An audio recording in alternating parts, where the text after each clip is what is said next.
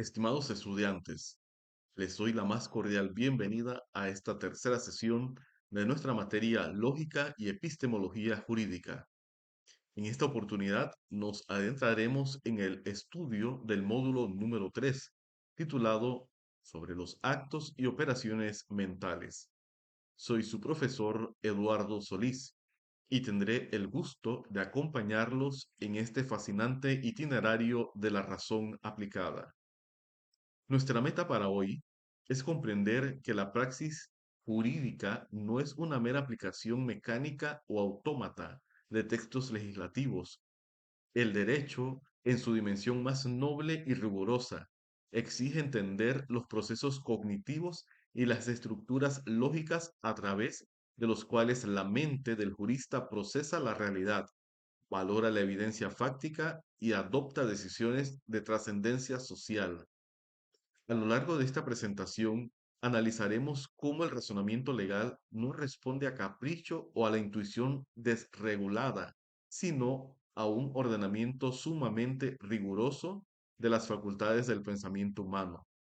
Les invito a que me acompañen con una mirada crítica, reflexiva y sumamente atenta a este recorrido pedagógico diseñado especialmente para su vida profesional. Bienvenidos. Introducción. Para iniciar nuestro análisis con el debido rigor metodológico, debemos delimitar los fundamentos cognitivos de nuestra disciplina. Como juristas contemporáneos, nos enfrentamos diariamente a la necesidad de justificar nuestras decisiones.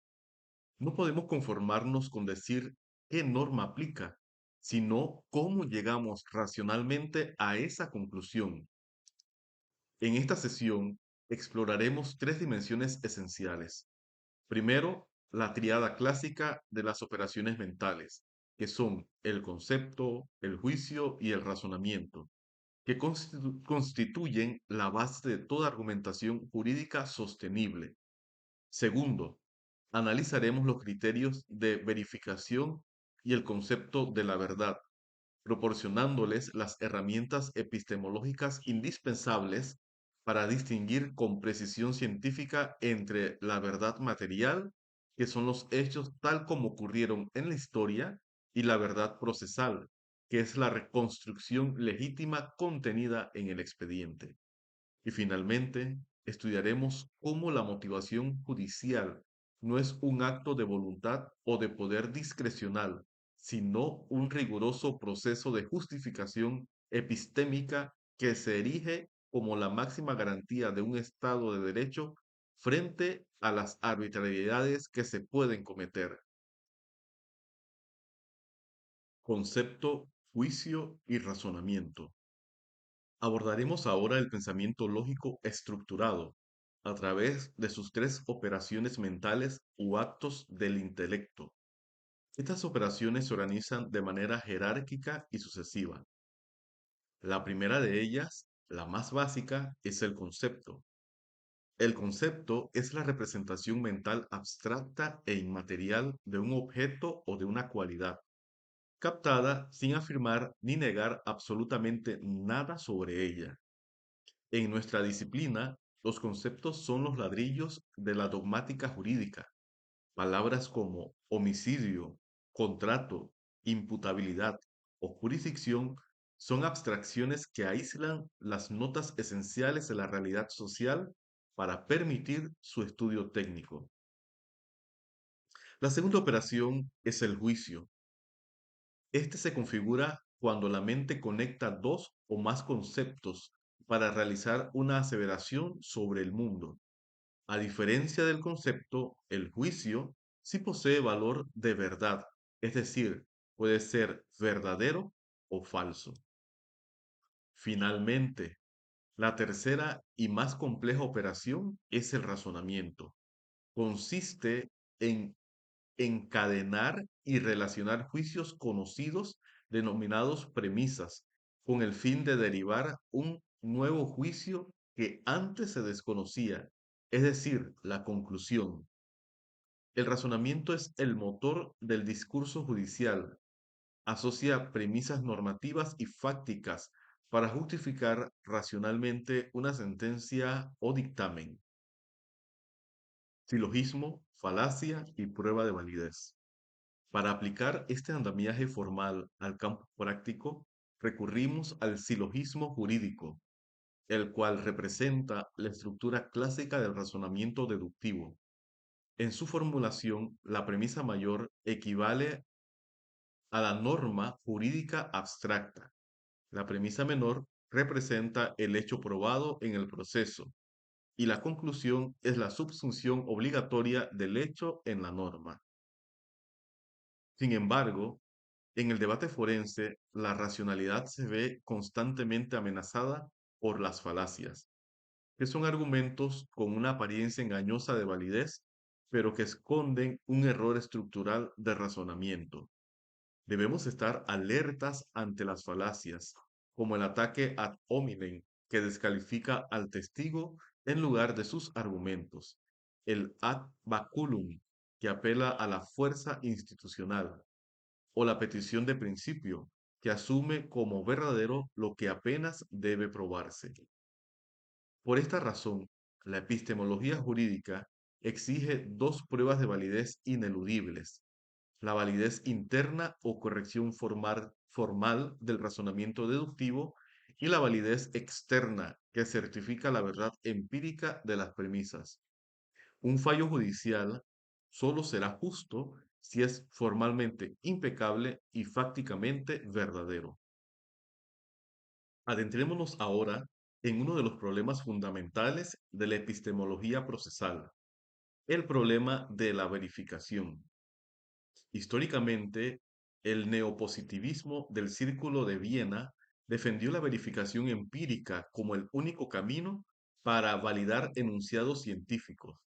No obstante, Karl Popper refutó esta visión absoluta al proponer el falcionismo, demostrando que la ciencia no avanza confirmando teorías, sino intentando refutarlas o falsarlas activamente. En el proceso judicial, la verificación adquiere un matiz drásticamente pragmático. El juez no cuenta con un laboratorio para repetir el homicidio o el incumplimiento contractual bajo condiciones controladas. Debe operar mediante la contrastación de hipótesis reconstructivas utilizando las pruebas aportadas en el expediente. Esto nos obliga a trazar un deslinde crucial entre la verdad material, que representa los hechos tal y como ocurrieron de forma exacta en la historia real, y la verdad procesal, que es la reconstrucción legítima y formal, alcanzada dentro del expediente, conforme al debido proceso. El gran desafío ético del jurista es estrechar al máximo la brecha entre ambas verdades, garantizando que el formalismo legal nunca sea un pretexto para ignorar la realidad fáctica. La verdad como propiedad principal del juicio. Es de suma importancia para nuestro rigor científico comprender que los conceptos aislados carecen por completo de valor de verdad. Palabras sueltas como homicidio, arma o dolo no afirman ni niegan nada. Son meras abstracciones que representan categorías inmateriales. La verdad no habita en las ideas aisladas, sino que emerge de forma exclusiva como una propiedad principal del juicio.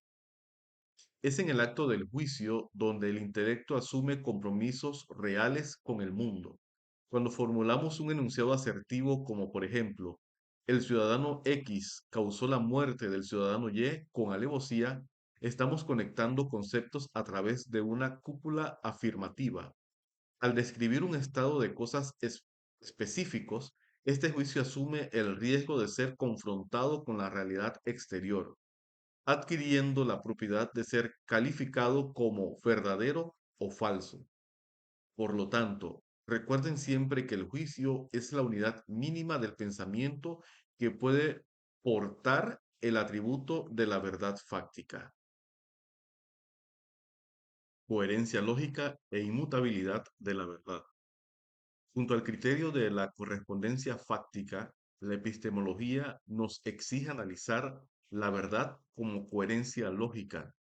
Según este enfoque, un enunciado es verdadero si no entra en contradicción interna con el sistema de proposiciones aceptados al que pertenece. En nuestro campo, esto es de una relevancia superlativa. La validez de una norma inferior se mide precisamente por su coherencia lógica y constitucional con las normas superiores. Asimismo, una sentencia judicial debe estar libre de contradicciones internas en su motivación para no ser tachada de arbitraria. Por otra parte, el absolutismo clásico postula la verdad histórica como algo uno, indivisible e inmutable. Es indiscutible que en el plano ontológico un hecho ocurrió de una única manera. Sin embargo, en el plano procesal, el acceso humano a esa realidad está limitado por el tiempo, los sesgos biológicos y las reglas procesales.